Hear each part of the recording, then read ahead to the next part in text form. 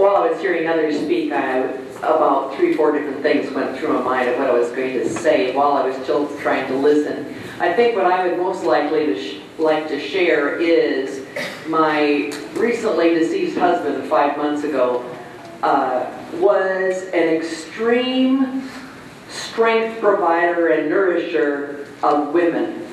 And I was raised Roman Catholic and was a Roman Catholic nun at one point. We had been married 27 years, much later, and he supported me and encouraged me to seek ordination as an Episcopal priest. And without him and his understanding and his total devotion to speaking of the strength, the inner strength of a woman, I don't think I'd be a priest today.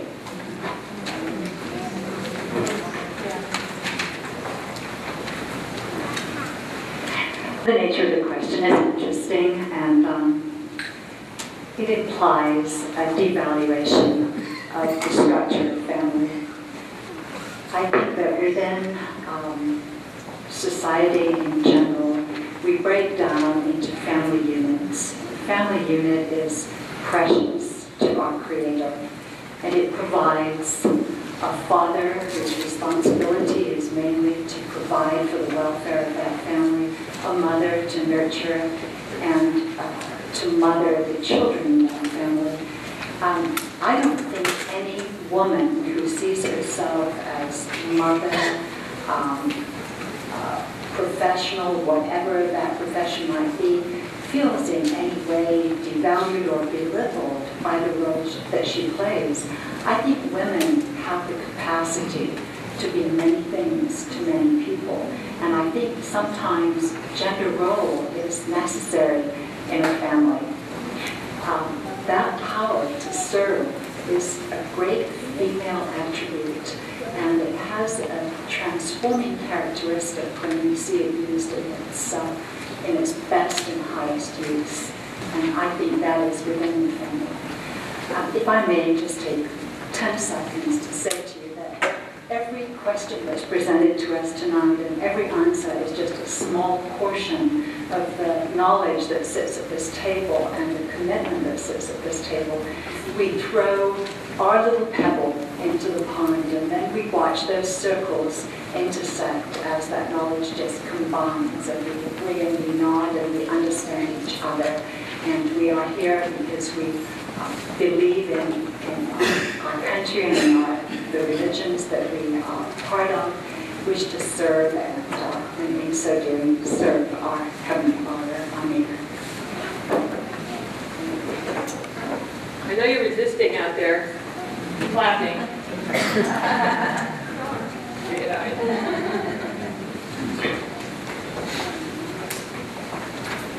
Thank you, Alita, for juggling all of these things. This has been interesting, hasn't it?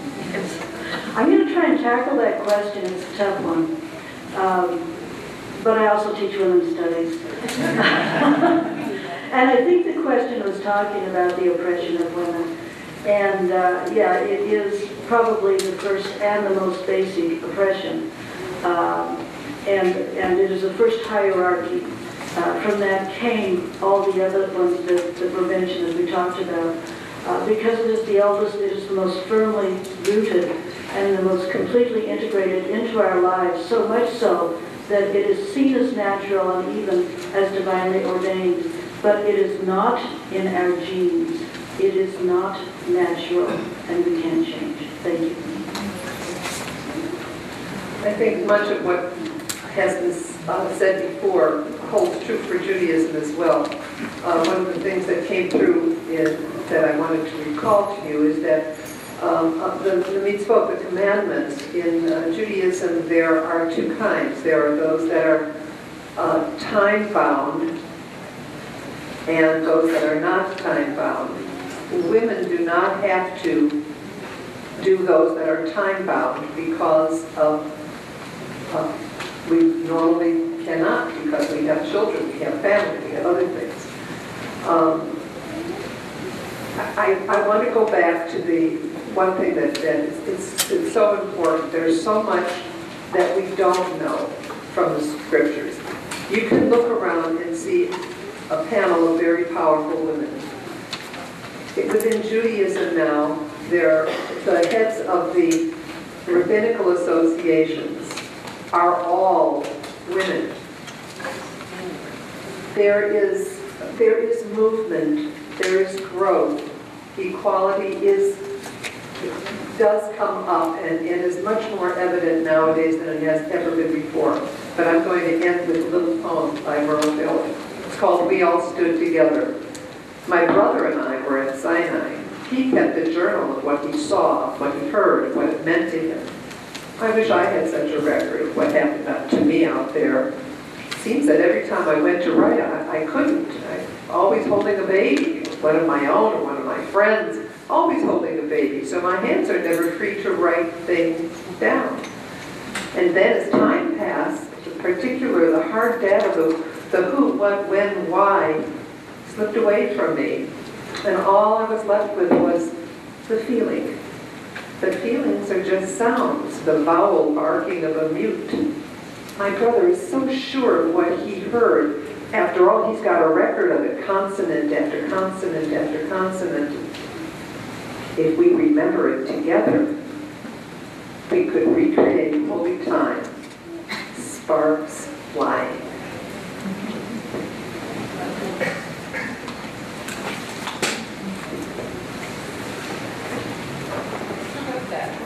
World Bell.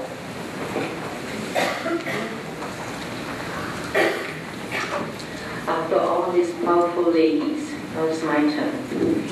I hope not to disappoint. Now, in Sikh history, there are so many very powerful women in every walk of life. In military, spirituality, motherhood, you name it, and they're there. So we have examples to follow. Now, men has been oppressing women, and most of it has been successful because of his testosterone and the muscle power. Biologically, women are the stronger ones. When it comes to fighting illnesses and all that, and resilience, we are the more powerful ones.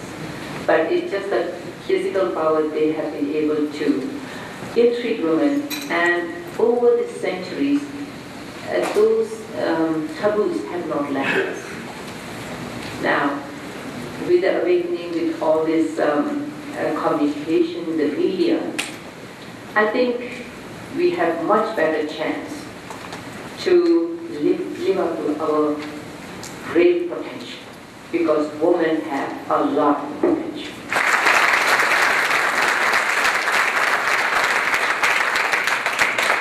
So that concludes our forum for the evening. We hope that you'll stay and enjoy some refreshments and some social time. And here's Dr. Khan.